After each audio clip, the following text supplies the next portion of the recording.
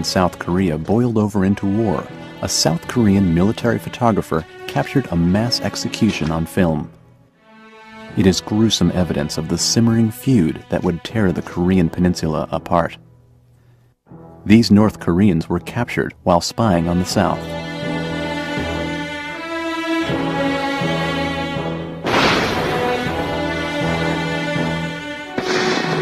These dead, once fellow countrymen, are now enemies to South Korea. The tensions between North and South, born in the wake of World War II, have reached the boiling point. Korea, called the land of the morning calm, is really a harsh land of jagged ridges, fickle weather, and a checkered past. The peninsula lies 6,000 miles east of the United States, in a remote corner of the Asian North Pacific. Sitting precariously between Russia, China, and Japan, Korea was always at the mercy of its bigger neighbors. For centuries, foreign conquerors trampled over Korean soil to do battle with each other. As World War II came to a close, the peninsula was up for grabs after decades of Japanese rule. In July of 1945, Soviet leader Joseph Stalin joined forces with the United States to pinch the Japanese out of Korea with a two-prong attack from north and south. The superpowers met at the 38th parallel, the line of latitude running through the middle of the peninsula. They agreed to split and occupy Korea along that line. The Soviets would control the northern half, while the U.S. took the southern half, each set to work honing a government modeled in its own image. When the superpowers pulled out in 1947, they left behind two starkly different regimes. In the north, zealous puppets of communist Russia and China took control. In the south, a Princeton-educated autocrat named Syngman Rhee emerged. Both sides wanted the other eliminated. Threats grew stronger, spies more numerous, and violence more prevalent along the border. This little peninsula wasn't big enough for both of them. The question was, who would draw first blood?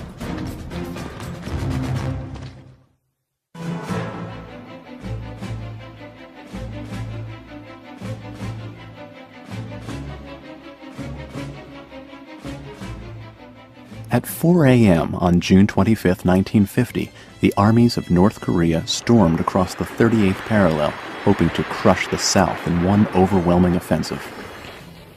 135,000 communists besieged a ragtag South Korean border patrol and steamrolled southward. At outposts all along the border, South Koreans and their American military advisors were overrun, caught completely off guard. The U.S. had deprived South Korea of weapons and ammunition, thinking it might invade the North and start a war. Syngman Rhee, the South's fiery and aggressive leader, had threatened to do so. All that held him back was a lack of firepower. Now, the U.S. strategy of restraint had backfired. The South was on the receiving end, with nothing to defend itself against the communist tanks and heavy artillery. In just 2 days, Seoul, the South Korean capital lying 30 miles below the parallel, was captured by the North.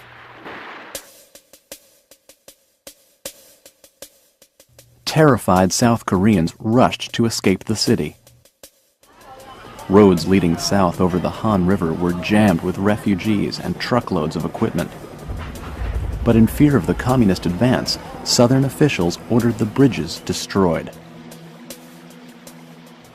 When they exploded, hundreds of refugees were still struggling to cross. Nearly all of them perished. Thousands more were cut off from escape. News of Seoul's collapse spread quickly through the countryside. Overnight, panic permeated the southern peninsula.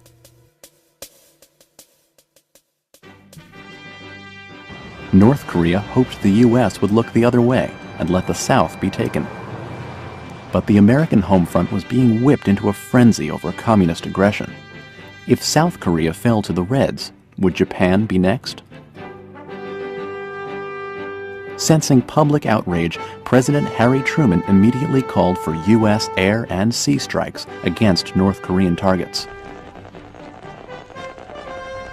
Korea is a small country, thousands of miles away, but what is happening there is important to every American. An act of aggression such as this creates a very real danger to the security of all free nations. This is a direct challenge to the efforts of free nations to build the kind of world in which men can live in freedom and peace. This challenge has been presented squarely. We must meet it squarely. American jets went right to work, shooting down 6 North Korean fighter planes on their first day in action.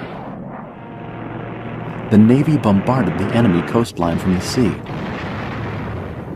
But the communists owned the land, and they pushed on virtually unfazed. There was speculation that the U.S. would use the atom bomb as it had on Japan, but Russia had deployed one successfully the previous summer, presenting a dangerous new threat. Dropping the bomb now would risk Armageddon, so it was clear to U.S. commanders that this war would have to be fought from the trenches. Truman called on the United Nations to lead a police action against North Korea. The prompt action of the United Nations to put down lawless aggression and the prompt response to this action by free peoples all over the world will stand as a landmark in mankind's long search for a rule of law among nations. United States forces would be the backbone of the operation, but the force of the U.S. military in 1950 was dangerously weak. Its budget was 1/10 what it had been in 1945, and combat troops in the Far East were few and far between. What strength was left was thousands of miles away, bolstering NATO forces against the Warsaw Pact nations in Eastern Europe. Douglas MacArthur, the commander-in-chief of Far East forces and a legendary World War II general, would face a great challenge as leader of operations. A supremely confident man with a larger-than-life presence, MacArthur was the face of America to the Asian world. His cherished military legacy would be put to the test in Korea. The 1st Brigade to reach the front was Task Force Smith. Its reports confirmed the dangers that lay ahead. In early July, the brigade ran into a column of North Koreans 30 miles below Seoul. Waiting in a cluster of hills, the force hid motionless until the enemy was upon them, and then let loose with everything they had.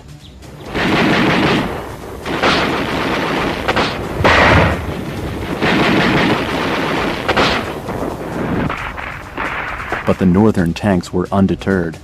Task Force Smith only knocked out 4, and the other 33 rolled right through its lines.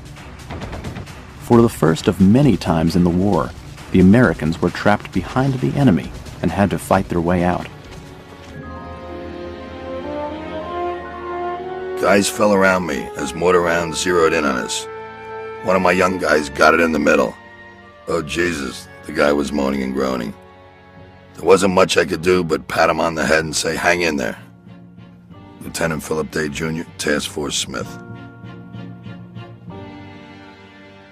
It quickly became clear that this was no police action. This was war, and unless support arrived in a hurry, it would be a short one. Troops from the U.S. 8th Army arrived from Japan over the next few weeks, but they were trying to stop a flood with their hands. The North Koreans were pushing steadily south toward Pusan, and UN troops faced a real possibility of being driven into the sea.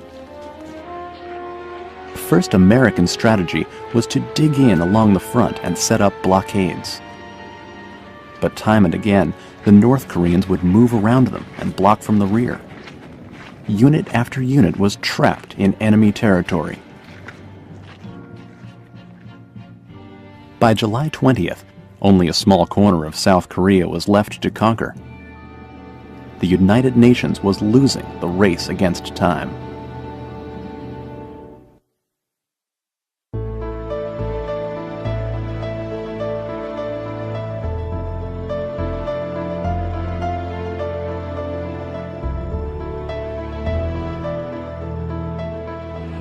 By August 1950, the U.S. Eighth Army had its back against a wall.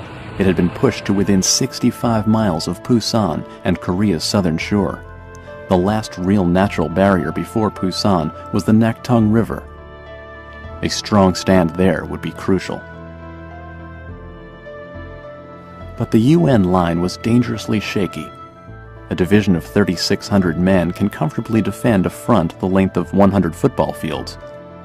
But along the Naktung, single battalions of 400 men were covering 150 football fields. Compounding the manpower shortage was a phenomenon known as the bug out.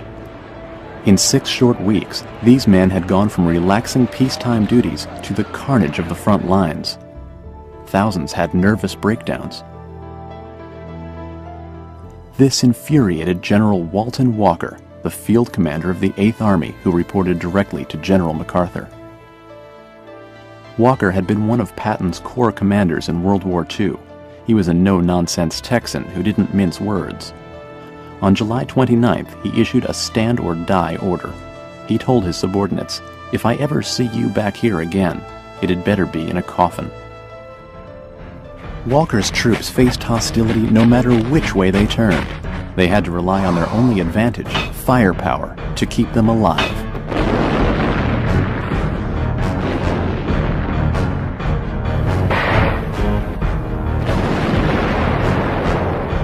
Along the southwest shore of the perimeter, U.S. Marines headed off a hard communist charge.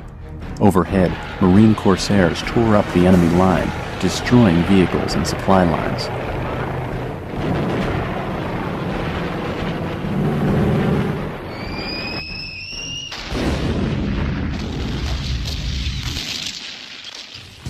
But north of there, a U.S. Army battalion was being ripped apart. North Korean tanks rushed down from the hills and launched a concentrated attack from point-blank range.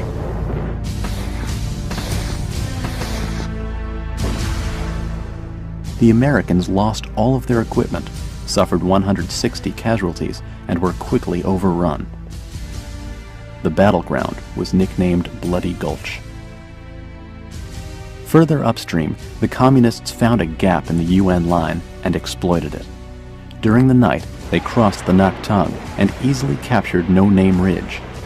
The ridge ran straight south toward Pusan, and unless the North Koreans were driven back quickly, the whole perimeter could fall. The Americans struck back hard. For 2 weeks, the battle raged on. The same hills were won and lost dozens of times. Punch-drunk infantrymen fought with everything they had. Air attacks rained down on the Communists. After the firefight, the American airstrikes hit the North Koreans on either side of the river. The North Koreans were screaming. We heard them, and we were a mile or more away. Floyd Atkins, B Company. The river line was eventually restored, and the North Koreans fell back to lick their wounds. The red tide had been halted for the first time. By mid-August, the United Nations had built up enough manpower to level the playing field. Units arrived through the port of Pusan from nations as diverse as France, Turkey, Thailand, and Ethiopia. The British Commonwealth forces drawing men from Great Britain, Canada, Australia, and